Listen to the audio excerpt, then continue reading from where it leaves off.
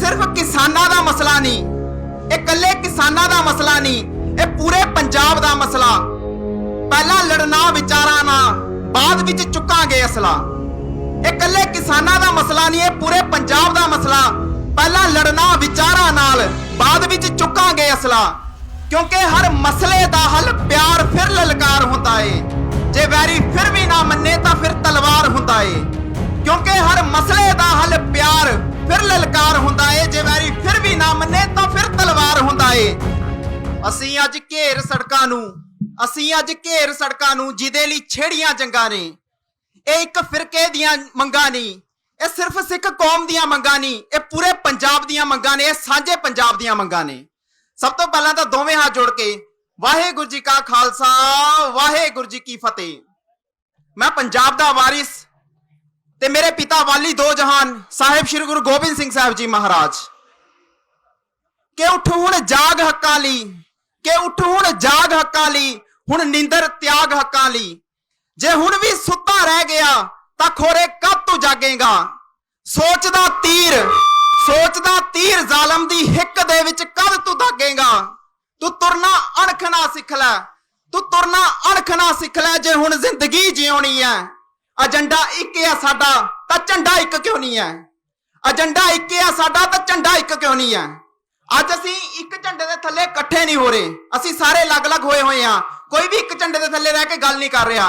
ਅਕਾਲੀ ਬੰਦੇ ਆਪਣੀਆਂ ਗੱਲਾਂ ਕਰ ਰਹੇ ਆ, ਆਪਣੇ ਝੰਡੇ ਲੈ ਕੇ ਚੱਕੇ ਹੋਏ ਆ ਉਹਨਾਂ ਨੇ। ਕਾਂਗਰਸੀ ਆਪਣੀਆਂ ਗੱਲਾਂ ਕਰ ਰਹੇ ਨੇ, ਪਰ ਕੋਈ ਵੀ ਕਿਸਾਨੀ ਝੰਡੇ ਦੇ ਥੱਲੇ ਇਕੱਠਾ ਨਹੀਂ ਹੋ ਰਿਹਾ। ਐਸਾ ਕਿਉਂ? ਇਹ ਸਿਰਫ ਕਿਸਾਨਾਂ ਦਾ ਮਸਲਾ ਨਹੀਂ, ਇਹ ਕੱਲੇ ਕਿਸਾਨਾਂ ਦਾ ਮਸਲਾ ਨਹੀਂ, ਇਹ ਪੂਰੇ ਪੰਜਾਬ ਦਾ ਮਸਲਾ। ਪਹਿਲਾਂ ਲੜਨਾ ਵਿਚਾਰਾਂ ਨਾ, ਬਾਅਦ ਵਿੱਚ ਚੁੱਕਾਂਗੇ ਅਸਲਾ।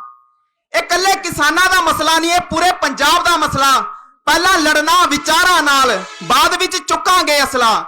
ਕਿਉਂਕਿ ਹਰ ਮਸਲੇ ਦਾ ਹੱਲ ਪਿਆਰ ਫਿਰ ਲਲਕਾਰ ਹੁੰਦਾ ਏ, ਜੇ ਵੈਰੀ ਫਿਰ ਵੀ ਨਾ ਮੰਨੇ ਤਾਂ ਫਿਰ ਤਲਵਾਰ ਹੁੰਦਾ ਏ। ਕਿਉਂਕਿ ਹਰ ਮਸਲੇ ਦਾ ਹੱਲ ਪਿਆਰ ਫਿਰ ਲਲਕਾਰ ਹੁੰਦਾ ਏ, ਜੇ ਵੈਰੀ ਫਿਰ ਵੀ ਨਾ ਮੰਨੇ ਤਾਂ ਫਿਰ ਤਲਵਾਰ ਹੁੰਦਾ ਏ। ਵੈਸੇ ਵੀ ਜ਼ਿੰਦਗੀ 4 ਦਿਨਾਂ ਦੀ ਪਰੌਣੀ ਹੈ। ਏਜੰਡਾ ਇੱਕ ਹੈ ਸਾਡਾ ਤਾਂ ਝੰਡਾ ਇੱਕ ਕਿਉਂ ਨਹੀਂ ਹੈ। ਏਜੰਡਾ ਇੱਕ ਹੈ ਸਾਡਾ ਤਾਂ ਝੰਡਾ ਇੱਕ ਕਿਉਂ ਨਹੀਂ ਹੈ। ਪਾਣੀ ਪਿਤਾ ਏ ਸਾਡਾ, ਪਾਣੀ ਪਿਤਾ ਏ ਸਾਡਾ, ਜ਼ਮੀਨ ਮਾਂ ਏ ਸਾਡੀ। ਅਸੀਂ ਜਿਸ ਨੂੰ ਬੋਲਣ ਤੋਂ ਸੰਗਦੇ ਆ ਉਹ ਜ਼ੁਬਾਨ ਹੈ ਸਾਡੀ। ਇਹ ਵੈਰੀ ਜਿਸ ਨੂੰ ਹੱਥ ਪਾ ਰਿਹਾ ਉਹ ਪੱਗ ਸ਼ਾਨ ਹੈ ਸਾਡੀ। ਜੇ ਹੁਣ ਵੀ ਹੋਸ਼ ਨਾ ਕੀਤਾ ਤਾਂ ਫਿਰ ਰਹਿ ਜਾਣਾ ਏ ਫਾਡੀ। ਇਹ ਪਾਣੀ ਪਿਤਾ ਏ ਸਾਡਾ, ਜ਼ਮੀਨ ਮਾਂ ਏ ਸਾਡੀ। ਜਿਸ ਨੂੰ ਬੋਲਣ ਤੋਂ ਸੰਗਦੇ ਆ ਉਹ ਜ਼ੁਬਾਨ ਹੈ ਸਾਡੀ। ਵੈਰੀ ਜਿਸ ਨੂੰ ਹੱਥ ਪਾ ਰਿਹਾ ਉਹ ਪੱਗ ਸ਼ਾਨ ਹੈ ਸਾਡੀ। ਜੇ ਹੁਣ ਵੀ ਹੋਸ਼ ਨਾ ਕੀਤਾ ਤਾਂ ਫਿਰ ਰਹਿ ਜਾਣਾ ਏ ਫਾਡੀ। ਹੁਣ ਹੋਸ਼ ਦੇ ਨਾਲ, ਹੁਣ ਜੋਸ਼ ਦੇ ਨਾਲ ਹੋਸ਼ ਵਰਤ, ਵੈਰੀ ਦੀ ਨੀਂਦ ਉਡਾਉਣੀ ਹੈ। ਏਜੰਡਾ ਇੱਕ ਹੈ ਸਾਡਾ ਤਾਂ ਝੰਡਾ ਇੱਕ ਕਿਉਂ ਨਹੀਂ ਹੈ। ਏਜੰਡਾ ਇੱਕ ਹੈ ਸਾਡਾ ਤਾਂ ਝੰਡਾ ਇੱਕ ਕਿਉਂ ਨਹੀਂ ਹੈ। ਮੇਰੀ ਅਪੀਲ ਪੰਜਾਬ ਦੀਆਂ ਸਭ ਜਥੇਬੰਦੀਆਂ ਨੂੰ, ਮੇਰੀ ਅਪੀਲ ਪੰਜਾਬ ਦੀਆਂ ਸਭ ਜਥੇਬੰਦੀਆਂ ਨੂੰ, ਜੇ ਹੁਣ ਵੀ ਇੱਕ ਨਾ ਹੋਏ ਤਾਂ ਕਿੰਜ ਛੂਣਾ ਬੁਲੰਦੀਆਂ ਨੂੰ। ਸਾਨੂੰ ਹੁਣ ਸਮਝਣਾ ਪੈਣਾ ਸਰਕਾਰੀ ਚਾਲਾਂ ਗੰਦੀਆਂ ਨੂੰ। ਹੁਣ ਮਿਲ ਕੇ ਲੜਨਾ ਪੈਣਾ ਇਹਨਾਂ ਪਾਬੰਦੀਆਂ ਨੂੰ। ਹੁਣ ਮਿਲ ਕੇ ਰੋਕਣਾ ਪੈਣਾ ਇਹਨਾਂ ਹੁੰਦੀਆਂ ਪਾਬੰਦੀਆਂ ਨੂੰ। ਹੁਣ ਇਹ ਪੰਜੇ ਉਂਗਲਾਂ ਨੂੰ ਮੀਚ ਇੱਕ ਮੁੱਠੀ ਬਣਾਉਣੀ ਹੈ। ਹੁਣ ਇਹ ਪੰਜੇ ਉਂਗਲਾਂ ਨੂੰ ਮੀਚ ਇੱਕ ਮੁੱਠੀ ਬਣਾਉਣੀ ਹੈ। ਏਜੰਡਾ ਇੱਕ ਹੈ ਸਾਡਾ ਤਾਂ ਝੰਡਾ ਇੱਕ ਕਿਉਂ ਨਹੀਂ ਹੈ। ਏਜੰਡਾ ਇੱਕ ਹੈ ਸਾਡਾ ਤਾਂ ਝੰਡਾ ਇੱਕ ਕਿਉਂ ਨਹੀਂ ਹੈ। ਤੁਹਾਨੂੰ ਕੱਲ ਦਾ ਪਤਾ ਹੋਵੇਗਾ ਕਿ ਕੱਲ ਦਰਬਾਰ ਸਾਹਿਬ ਦੇ ਵਿੱਚ SGPC ਵੱਲੋਂ ਜੋ ਉੱਥੇ ਮੋਰਚੇ ਦੇ ਸਿੰਘ ਬੈਠੇ ਸੀ 328 ਸਰੂਪਾਂ ਦੀ ਗੱਲ ਕਰ ਰਹੇ ਸੀ ਕਿ ਜਿਹੜੇ ਗੁਰੂ ਗ੍ਰੰਥ ਸਾਹਿਬ ਦੀ ਬੇਅਦਬੀ ਹੋਈ ਹੈ, ਸਾਨੂੰ ਉਸ ਦਾ ਇਨਸਾਫ ਚਾਹੀਦਾ ਹੈ। ਪਰ ਉਹਨਾਂ ਤੇ SGPC ਦੇ ਟਾਸਕ ਫੋਰਸ ਵੱਲੋਂ ਹਮਲਾ ਕੀਤਾ ਗਿਆ, ਉਹਨਾਂ ਤੇ ਤਲਵਾਰਾਂ ਨਾਲ ਹਮਲਾ ਕੀਤਾ, ਉਹਨਾਂ ਦੇ ਹੱਥ ਪੈਰ ਤੋੜੇ ਗਏ, ਉਹਨਾਂ ਨੂੰ ਕੇਸਾਂ ਤੋਂ ਫੜ ਕੇ ਘਸੀਟਿਆ ਗਿਆ। ਇਹ SGPC ਦੀ ਧੱਕੇਸ਼ਾਹੀ। ਇਹਨਾਂ ਨੂੰ ਸਿਰਫ ਗੋਲਕਾਂ ਨਾਲ ਪਿਆਰ ਨੇ, ਇਹਨਾਂ ਨੂੰ ਬਸ ਗੋਲਕਾਂ ਨਾਲ ਪਿਆਰ ਨੇ, ਨਾ ਲੈਣ ਕਿਸੇ ਦੀ ਸਾਰ ਨੇ। ਦੇਖਣ ਨੂੰ ਇਹ ਸਿੱਖ ਲੱਗਦੇ ਪਰ ਇਹ ਸਿੱਖ ਨਹੀਂ, ਸਿੱਖ ਕੌਮ ਦੇ ਗਦਾਰ ਨੇ। ਇਹਨਾਂ ਨੂੰ ਬਸ ਗੋਲਕਾਂ ਨਾਲ ਪਿਆਰ ਨੇ, ਨਾ ਲੈਣ ਕਿਸੇ ਦੀ ਸਾਰ ਨੇ। ਦੇਖਣ ਨੂੰ ਇਹ ਸਿੱਖ ਲੱਗਦੇ ਪਰ ਇਹ ਸਿੱਖ ਨਹੀਂ, ਸਿੱਖ ਕੌਮ ਦੇ ਗਦਾਰ ਨੇ। ਹੁਣ ਇਹ ਇਸ SGPC ਤੋਂ ਕੌਮ ਆਜ਼ਾਦ ਕਰਾਉਣੀ ਹੈ। ਏਜੰਡਾ ਇੱਕ ਹੈ ਸਾਡਾ ਤਾਂ ਝੰਡਾ ਇੱਕ ਕਿਉਂ ਨਹੀਂ ਹੈ? ਏਜੰਡਾ ਇੱਕ ਹੈ ਸਾਡਾ ਤਾਂ ਝੰਡਾ ਇੱਕ ਕਿਉਂ ਨਹੀਂ ਹੈ? ਸਾਨੂੰ ਹੁਣ ਸਿਰਫ ਦੋ ਗੱਲਾਂ ਮੇਨ ਸਮਝਣ ਦੀ ਲੋੜ ਹੈ। ਇੱਕ ਤਾਂ ਇਹ ਸਰਕਾਰੀ ਚਾਲਾਂ ਜੋ ਪੋਲੀਟੀਕਲ ਪ੍ਰੋਪੇਗੈਂਡਾ ਹੈ, ਤੇ ਦੂਜਾ ਆਪਣੇ ਹੱਕ। ਜੇ ਅਸੀਂ ਸਰਕਾਰੀ ਚਾਲਾਂ ਨੂੰ ਸਮਝਾਂਗੇ ਤਾਂ ਹੀ ਅਸੀਂ ਆਪਣੇ ਹੱਕ ਮੰਗ ਸਕਦੇ ਹਾਂ। ਜੇ ਸਾਨੂੰ ਆਪਣੇ ਹੱਕ ਪਤਾ ਹੋਣਗੇ ਤਾਂ ਹੀ ਅਸੀਂ ਕਿਸੇ ਤੋਂ ਮੰਗਾਂਗੇ, ਤਾਂ ਹੀ ਅਸੀਂ ਅੜ ਕੇ ਲਵਾਂਗੇ। ਜੇ ਸਾਨੂੰ ਸਾਡੇ ਹੱਕਾਂ ਬਾਰੇ ਹੀ ਨਹੀਂ ਪਤਾ ਤਾਂ ਅਸੀਂ ਕੀ ਅੜਾਂਗੇ ਤੇ ਕੀ ਆਪਣੇ ਹੱਕਾਂ ਦੀ ਰਾਖੀ ਕਰਾਂਗੇ? ਸਾਨੂੰ ਇਹ ਮੋਰਚਾ ਜਿਹੜਾ ਚੱਲ ਰਿਹਾ ਹੈ, ਇਸ ਮੋਰਚੇ 'ਚ ਵੀ ਧਰਮਾਂ ਦੇ ਨਾਂ ਤੇ ਵੰਡੀਆਂ ਪਾਈਆਂ ਜਾ ਰਹੀਆਂ ਨੇ। ਬਹੁਤ ਲੋਕਾਂ ਵੱਲੋਂ ਕਿਹਾ ਜਾ ਰਿਹਾ ਕਿ ਸਿਰਫ ਸਿੱਖਾਂ ਦਾ ਮਸਲਾ ਹੈ, ਸਿੱਖਾਂ ਦਾ ਮੋਰਚਾ ਹੈ। ਪਰ ਕੀ ਹਿੰਦੂ ਲੋਕ ਕਿਸਾਨ ਨਹੀਂ ਹੈ? ਕੀ ਕੋਈ ਮੁਸਲਮਾਨ ਕਿਸਾਨ ਨਹੀਂ ਹੈ? ਕਿ ਅੰਨ ਸਿਰਫ ਸਿੱਖ ਲੋਕ ਖਾਂਦੇ ਨੇ? ਕੋਈ ਹਿੰਦੂ ਅੰਨ ਨਹੀਂ ਖਾਂਦਾ, ਕੋਈ ਮੁਸਲਮਾਨ ਅੰਨ ਨਹੀਂ ਖਾਂਦਾ। ਪੰਜਾਬ ਦੇ ਪਾਣੀ ਸਿਰਫ ਸਿੱਖ ਲੋਕ ਪੀਂਦੇ ਨੇ, ਕੋਈ ਹੋਰ ਧਰਮ ਦਾ ਲੋਕ ਪਾਣੀ ਨਹੀਂ ਪੀਂਦਾ। ਪੰਜਾਬ ਦੀ 29% ਜ਼ਮੀਨ ਤੇ ਨਹਿਰੀ ਪਾਣੀ ਯੂਜ਼ ਹੁੰਦਾ ਹੈ, ਜਦਕਿ 71% ਜ਼ਮੀਨ ਐਸੀ ਹੈ ਜਿਸ ਤੇ ਜ਼ਮੀਨੀ ਪਾਣੀ ਬੋਰ ਦੇ ਰਾਹੀਂ ਜੋ ਪੱਟ ਕੇ ਕੱਢਦੇ ਆ ਉਹ ਪਾਣੀ ਯੂਜ਼ ਹੁੰਦਾ ਹੈ। ਪੰਜਾਬ ਦਾ ਪਾਣੀ ਦਾ ਲੈਵਲ 250 ਫੁੱਟ ਤੋਂ ਨੀਚੇ ਜਾ ਚੁੱਕਿਆ। ਰੀਜ਼ਨ ਆ ਬੋਰ। ਸੋ ਸਾਨੂੰ ਇਸ ਪ੍ਰਤੀ ਹੁਣ ਆਵਾਜ਼ ਚੁੱਕਣੀ ਪਏਗੀ। ਬਿਜਲੀ, ਪੰਜਾਬ ਦੀ ਬਿਜਲੀ 8 ਰੁਪਏ ਯੂਨਿਟ ਤੋਂ ਪਲੱਸ ਹੈ, ਜਦਕਿ ਦਿੱਲੀ ਨੂੰ 3 ਰੁਪਏ ਯੂਨਿਟ ਜਾ ਰਹੀ ਹੈ, ਜਦਕਿ ਪੰਜਾਬ ਤੋਂ ਲੈ ਰਹੀ ਹੈ ਦਿੱਲੀ ਬਿਜਲੀ। ਸੋ ਸਰਾਸਰ ਧੱਕਾ ਹੈ। ਇਹ ਸਿਰਫ ਸਿੱਖਾਂ ਦਾ ਮਸਲਾ ਨਹੀਂ, ਇਹ ਸਾਰੇ ਕਿਸਾਨਾਂ ਦਾ ਮਸਲਾ ਹੈ, ਭਾਵੇਂ ਕਿਸੇ ਵੀ ਧਰਮ ਨਾਲ ਸੰਬੰਧ ਰੱਖਦਾ। ਦੂਜਾ, ਇਹ ਮਸਲੇ ਦੇ ਵਿੱਚ ਵੰਡੀ ਪਾਈ ਜਾ ਰਹੀ ਹੈ ਕਿ ਸਿਰਫ ਪਿੰਡਾਂ ਵਾਲੇ ਲੋਕਾਂ ਦਾ ਮਸਲਾ ਹੈ, ਸ਼ਹਿਰੀ ਲੋਕਾਂ ਦਾ ਮਸਲਾ ਨਹੀਂ। ਮੈਂ ਖੁਦ ਸ਼ਹਿਰ ਤੋਂ ਆ, ਪਰ ਇਹ ਸ਼ਹਿਰਾਂ ਤੇ ਵੀ ਉਹਨਾਂ ਪ੍ਰਭਾਵ ਪਾਏਗਾ ਜਿੰਨਾ ਪਿੰਡਾਂ ਤੇ ਪਾ ਰਿਹਾ। ਇਹ ਸਿਰਫ ਅੰਨ ਉਗਾਉਣ ਵਾਲਿਆਂ ਦਾ ਮਸਲਾ ਨਹੀਂ, ਅੰਨ ਖਾਣ ਵਾਲਿਆਂ ਦਾ ਵੀ ਮਸਲਾ ਹੈ। ਇਹ ਹਰ ਇੱਕ ਉਸ ਇਨਸਾਨ ਦਾ ਮਸਲਾ ਹੈ ਜੋ ਅੰਨ ਖਾਂਦਾ ਹੈ। ਕਿ ਸਿਰਫ ਪਿੰਡਾਂ ਵਾਲੇ ਅੰਨ ਖਾਂਦੇ ਆ, ਸ਼ਹਿਰਾਂ ਵਾਲੇ ਅੰਨ ਨਹੀਂ ਖਾਂਦੇ? ਜੇ ਅੱਜ ਮੇਰੀ ਆਮਦਨ 10,000 ਰੁਪਏ ਹੈ ਤੇ ਮੇਰੇ ਖਰਚ 5,000 ਹੈ, ਪਰ ਜਦ ਇਹ ਬਿੱਲ ਆ ਗਏ ਸਰਕਾਰ ਕਿਸਾਨਾਂ ਤੋਂ, ਜਿਹੜੇ ਵਪਾਰੀ ਲੋਕ ਆ, ਕਾਰਪੋਰੇਟ ਘਰਾਣੇ, ਸਰਕਾਰਾਂ ਤੋਂ ਲਏਂਗੇ ਸਸਤੇ ਦਾਮ ਤੇ ਸਾਨੂੰ ਵੇਚेंगे ਮਹਿੰਗੇ ਦਾਮ ਤੇ। 5 ਰੁਪਏ ਦੀ ਚੀਜ਼ 50 ਰੁਪਏ ਦੀ ਕਰਕੇ ਵੇਚेंगे। ਮੇਰਾ ਖਰਚਾ ਕਿੰਨਾ ਹੋਏਗਾ? 8,000। ਮੇਰੇ ਕੋਲ ਬਚੇਗਾ ਕੀ? ਆਮਦਨ ਮੇਰੀ ਸੇਮ ਰਹੇਗੀ 10,000, ਤਾਂ ਮੈਂ ਕੀ ਕਰਾਂਗਾ? ਉਸ ਤੋਂ ਬਾਅਦ ਸਰਕਾਰ ਜਿਹੜੀ ਸਾਡੇ ਨਾਲ ਚਾਲ ਖੇਡ ਗਈ, ਸਾਨੂੰ ਪਤਾ ਨਹੀਂ। ਸਰਕਾਰ ਨੇ ਚਾਲ ਚੱਲ ਵੀ ਦਿੱਤੀ, ਸਾਨੂੰ ਸਮਝ ਵੀ ਨਹੀਂ ਆਈ। ਫਤਿਹਗੜ੍ਹ ਸਾਹਿਬ ਦੇ ਵਿੱਚ ਗੁਰੂ ਗ੍ਰੰਥ ਸਾਹਿਬ ਜੀ ਦੀ ਬੇਅਦਬੀ ਹੋਈ ਤਰਖਾਣ ਮਾਜਰੇ ਦੇ ਵਿੱਚ, ਸਭ ਜਾਣਦੇ ਹੋਵੋਗੇ। ਤਰਖਾਣ ਮਾਜਰੇ ਦੇ ਵਿੱਚ ਗੁਰੂ ਗ੍ਰੰਥ ਸਾਹਿਬ ਜੀ ਦੀ ਬੇਅਦਬੀ ਹੁੰਦੀ ਹੈ ਤੇ ਦੋਸ਼ੀ ਤੇ ਧਾਰਾ ਲੱਗਦੀ ਹੈ UAPA, ਤੇ ਅਸੀਂ ਬੜੇ ਖੁਸ਼ ਹੁੰਦੇ ਆ ਕਿ ਦੋਸ਼ੀ ਤੇ UAPA ਧਾਰਾ ਲੱਗ ਗਈ। ਪਰ ਕਿਸੇ ਨੂੰ ਯਾਦ ਹੈ ਕਿ ਅਸੀਂ ਨੇ ਖੁਦ UAPA ਦੀ ਵਿਰੋਧਤਾ ਕੀਤੀ ਸੀ? ਕਿਸੇ ਨੂੰ ਪਤਾ UAPA ਦੀ ਧਾਰਾ ਹੁੰਦੀ ਕੀ ਹੈ? UAPA ਹੈ ਅਨਲੌਫੁਲ ਐਕਟੀਵਿਟੀਜ਼ ਪ੍ਰੀਵੈਂਸ਼ਨ ਐਕਟ। ਇਸ ਦੇ ਆਧਾਰ ਤੇ ਕਿਸੇ ਵੀ ਇਨਸਾਨ ਨੂੰ ਸ਼ੱਕ ਦੇ ਆਧਾਰ ਤੇ ਟੈਰਰਿਸਟ ਘੋਸ਼ਿਤ ਕੀਤਾ ਜਾ ਸਕਦਾ ਹੈ। 2019 ਦੇ ਵਿੱਚ ਬਿੱਲ ਪਾਸ ਹੋਇਆ ਸੀ ਜਿਸ ਦੇ ਵਿੱਚ UAPA ਦੇ ਵਿੱਚ ਸੋਧ ਕੀਤੀ ਗਈ ਸੀ। ਉਸ ਦੇ ਵਿੱਚ ਇਹ ਪਹਿਲਾਂ UAPA ਸਿਰਫ ਏਜੰਸੀਆਂ ਨੂੰ, ਜੋ ਆਰਗੇਨਾਈਜੇਸ਼ਨ ਹੁੰਦੀ ਹੈ, ਉਸ ਨੂੰ ਟੈਰਰਿਸਟ ਘੋਸ਼ਿਤ ਕੀਤਾ ਜਾਂਦਾ ਸੀ। ਪਰ ਸੋਧ ਤੋਂ ਬਾਅਦ ਹੁਣ ਇਹ ਸਿਰਫ ਇੰਡੀਵਿਜੂਅਲ ਪਰਸਨ ਨੂੰ, ਇੱਕ ਵਿਅਕਤੀ ਨੂੰ ਵੀ ਸ਼ੱਕ ਦੇ ਆਧਾਰ ਤੇ ਟੈਰਰਿਸਟ ਘੋਸ਼ਿਤ ਕਰ ਸਕਦੇ ਹਾਂ। ਅੱਜ ਅਸੀਂ ਉਰੇ ਆਪਣੇ ਹੱਕਾਂ ਦੀ ਮੰਗ ਕਰ ਰਹੇ ਹਾਂ ਤਾਂ ਇਹਨਾਂ ਨੇ ਇਲਜ਼ਾਮ ਲਗਾਉਣਾ ਸਾਡੇ ਤੇ ਕਿ ਇਹ ਦੇਸ਼ ਦੀ ਅਖੰਡਤਾ ਨੂੰ ਖਰਾਬ ਕਰ ਰਹੇ ਆ, ਇਹ ਟੈਰਰਿਸਟ ਹੈ। ਤਾਂ ਸਾਡੇ ਤੇ ਕਦ ਵੀ UAPA ਥੋਪੀ ਜਾ ਸਕਦੀ ਹੈ ਤੇ ਅਸੀਂ ਇਹਨਾਂ ਨੂੰ ਇਹ ਕਹਿਣ ਜੋਗੇ ਵੀ ਨਹੀਂ ਹੈਗੇ ਕਿ ਤੁਸੀਂ UAPA ਥੋਪ ਰਹੇ ਹੋ, ਕਿਉਂਕਿ ਉਹ ਕਹਿੰਗੇ ਉਦੋਂ ਕਿਉਂ ਨਹੀਂ ਬੋਲੇ ਜਿਸ ਟਾਈਮ ਗੁਰੂ ਗ੍ਰੰਥ ਸਾਹਿਬ ਦੇ ਦੋਸ਼ੀਆਂ ਤੇ UAPA ਲਗਾਈ ਗਈ।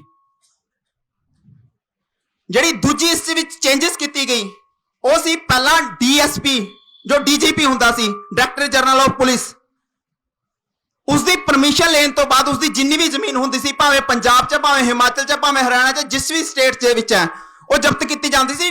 DGP ਦੀ ਪਰਮਿਸ਼ਨ ਤੋਂ ਬਾਅਦ ਹਰੇਕ ਸਟੇਟ ਦੇ DGP ਤੋਂ ਪਰਮਿਸ਼ਨ ਲੈਣੀ ਪੈਂਦੀ ਸੀ। ਹੁਣ NIA, ਨੈਸ਼ਨਲ ਇਨਵੈਸਟੀਗੇਸ਼ਨ ਏਜੰਸੀ, ਉਸਦੇ DG ਤੋਂ ਪਰਮਿਸ਼ਨ ਲੈਣ ਤੋਂ ਬਾਅਦ ਸਿਰਫ ਇੱਕ ਸਾਈਨ ਦੀ ਲੋੜ ਹੁੰਦੀ ਹੈ, ਉਸ ਬੰਦੇ ਦੀ ਸਾਰੀ ਜ਼ਮੀਨ ਜ਼ਬਤ ਕਰ ਲਈ ਜਾਏਗੀ।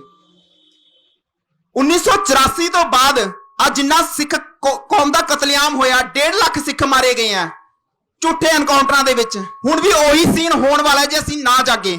ਇਹਨਾਂ ਦੇ ਝੂਠੇ ਮੁਕਾਬਲੇ, ਝੂਠੇ UAPA ਲਗਾ ਕੇ ਸਾਡੇ ਤੇ ਝੂਠੇ ਕੇਸ ਪਾ ਕੇ ਸਾਨੂੰ ਉਵੇਂ ਹੀ ਝੂਠੇ ਐਨਕਾਊਂਟਰਾਂ ਦੇ ਵਿੱਚ ਮਾਰਨਾ ਹੈ। ਸਾਡੇ ਤੇ ਝੂਠੇ ਮੁਕੱਦਮੇ ਕਰਨਗੇ ਕਿ ਤੁਸੀਂ ਅੱਤਵਾਦੀ ਹੋ। ਅਸੀਂ ਆਪਣੇ ਹੱਕਾਂ ਦੀ ਗੱਲ ਕਰਾਂਗੇ, ਉਰੇ ਹੱਕਾਂ ਦੀ ਗੱਲ ਕਰ ਰਹੇ ਹਾਂ ਤਾਂ ਸਾਨੂੰ ਇਹਨਾਂ ਨੇ ਅੱਤਵਾਦੀ ਘੋਸ਼ਿਤ ਕਰ ਦੇਣਾ ਹੈ।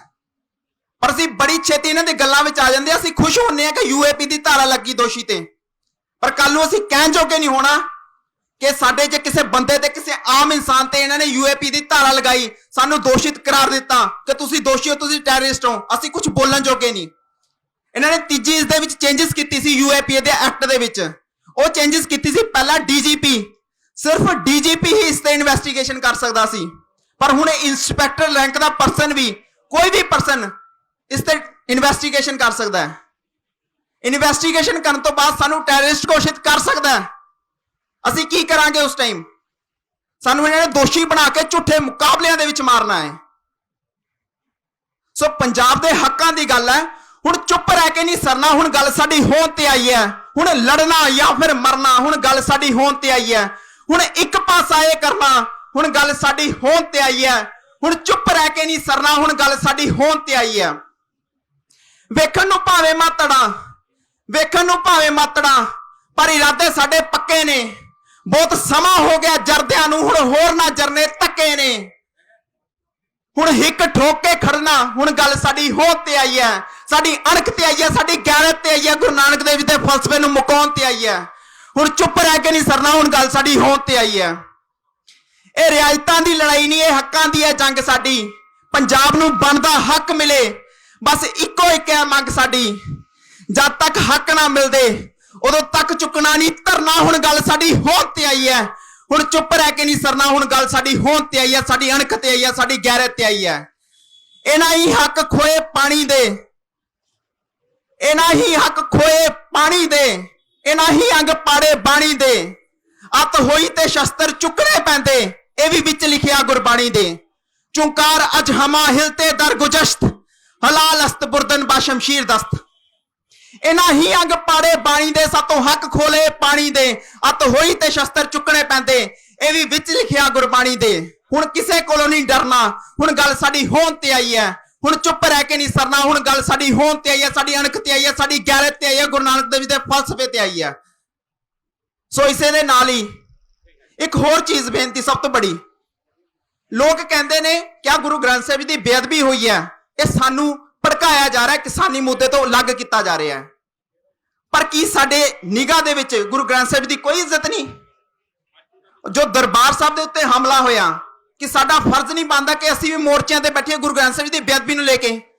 ਕਿ ਸਾਡਾ ਕਿਸਾਨੀ ਮੋਰਚਾ, ਆ 3 ਖੇਤੀ ਆਰਡੀਨੈਂਸ ਗੁਰੂ ਗ੍ਰੰਥ ਸਾਹਿਬ ਜੀ ਤੋਂ ਉੱਪਰ ਹੋ ਗਏ? ਜਿਸ ਟਾਈਮ ਬਰਗਾੜੀ ਦੇ ਵਿੱਚ ਗੁਰੂ ਗ੍ਰੰਥ ਸਾਹਿਬ ਜੀ ਦੀ ਬੇਅਦਬੀ ਹੋਈ, ਅਸੀਂ ਉਦੋਂ ਕਿਉਂ ਨਹੀਂ ਸੜਕਾਂ ਤੇ ਬੈਠੇ? ਉਦੋਂ ਕਿਉਂ ਨਹੀਂ ਰੇਲ ਦੀਆਂ ਪਟੜੀਆਂ ਤੇ ਬੈਠੇ? ਉਦੋਂ ਕਿਉਂ ਨਹੀਂ ਟੋਲ ਪਲਾਜ਼ੇ ਬੰਦ ਕੀਤੇ? ਆ ਕਿਸਾਨੀ ਮੁੱਦੇ ਦੇ ਟਾਈਮ ਅਸੀਂ ਇਹ ਸਭ ਕੁਝ ਕਰ ਰਹੇ ਹਾਂ। ਮੈਂ ਨਹੀਂ ਕਹਿੰਦਾ ਕਿ ਮੈਂ ਖੁਦ ਕਿਸਾਨੀ ਦੇ ਹੱਕ ਵਿੱਚ ਆ, ਅੱਜ ਜੋ ਕੀਤਾ ਜਾ ਰਿਹਾ ਗਲਤ ਕੀਤਾ ਜਾ ਰਿਹਾ, ਪਰ ਸਾਡੇ ਲਈ ਪਹਿਲੀ ਪਹਿਲ ਗੁਰੂ ਗ੍ਰੰਥ ਸਾਹਿਬ ਦੀ ਬੇਅਦਬੀ ਨੂੰ ਰੋਕਣਾ, ਦੂਜੀ ਪਹਿਲ ਹੈ ਕਿਸਾਨੀ ਮੋਰਚਾ। ਅਸੀਂ ਕਹਿੰਦੇ ਸਾਨੂੰ ਆਪਣੇ ਗੁਰੂ ਤੇ ਪੂਰਾ ਭਰੋਸਾ ਹੈ, ਸਾਡੀ ਗੁਰੂ ਬਾਹ ਫੜੇਗਾ, ਅਸੀਂ ਜਿੱਤ ਪ੍ਰਾਪਤ ਕਰਾਂਗੇ, ਜਾਂ ਕਿਸਾਨੀ ਮੋਰਚਾ ਜਿੱਤਾਂਗੇ। ਪਰ ਜਿਸ ਗੁਰੂ ਤੇ ਭਰੋਸਾ ਹੈ, ਉਹ ਗੁਰੂ ਦੀ ਬੇਅਦਬੀ ਕੀਤੀ ਜਾ ਰਹੀ ਹੈ, ਅਸੀਂ ਉਸ ਦੇ ਖਿਲਾਫ ਬੋਲ ਨਹੀਂ ਰਹੇ। ਅਸੀਂ ਸਿਰਫ ਇਹ ਕਹਿ ਰਹੇ ਹਾਂ ਕਿ ਬਸ ਸਾਨੂੰ ਇੱਧਰ ਕਿਸਾਨੀ ਮੋਰਚੇ ਨੂੰ ਖੰਡਾਉਣ ਦੀਆਂ ਚਾਲਾਂ ਨੇ। ਅਸੀਂ ਇਸ ਮੰਚ ਤੇ ਵੀ ਕਿਸਾਨੀ ਮੋਰਚੇ ਦੇ ਨਾਲ ਨਾਲ ਗੁਰੂ ਗ੍ਰੰਥ ਸਾਹਿਬ ਦੀ ਬੇਅਦਬੀ ਦੀ ਵੀ ਗੱਲ ਕਰੀਏ, ਪੰਜਾਬ ਦੇ ਹਰੇਕ ਹੱਕ ਦੀ ਗੱਲ ਕਰੀਏ। ਸਾਡੇ ਲਈ ਪ੍ਰੈਫਰੈਂਸ ਗੁਰੂ ਗ੍ਰੰਥ ਸਾਹਿਬ ਦੀ ਬੇਅਦਬੀ ਨੂੰ ਰੋਕਣਾ ਹੈ। ਸਾਡਾ ਫਰਜ਼ ਬਣਦਾ, ਕਿਸਾਨ ਜਥੇਬੰਦੀਆਂ ਦਾ ਵੀ ਸਭ ਦਾ ਫਰਜ਼ ਬਣਦਾ ਕਿ ਉੱਥੇ ਗੁਰੂ ਗ੍ਰੰਥ ਸਾਹਿਬ ਦੇ ਜੋ ਬੇਅਦਬੀ ਦੇ ਖਿਲਾਫ ਉਹਨਾਂ ਨੇ 328 ਸਰੂਪਾਂ ਦੀ ਇਨਸਾਫ ਮੰਗਣ ਦੇ ਲਈ ਮੋਰਚਾ ਲਗਾ ਰੱਖਿਆ, ਉੱਥੇ ਵੀ ਸ਼ਿਰਕਤ ਕਰੀਏ। ਅਸੀਂ ਵੀ ਬੋਲੀਏ ਕਿ ਗੁਰੂ ਗ੍ਰੰਥ ਸਾਹਿਬ ਦੀ ਬੇਅਦਬੀ ਦੇ ਜਿਹੜੇ ਦੋਸ਼ੀ ਆ, ਸਾਨੂੰ ਇਨਸਾਫ ਮਿਲਣਾ ਚਾਹੀਦਾ ਹੈ। ਅਸੀਂ ਕਿਉਂ ਨਹੀਂ ਆਵਾਜ਼ ਉਠਾਉਂਦੇ?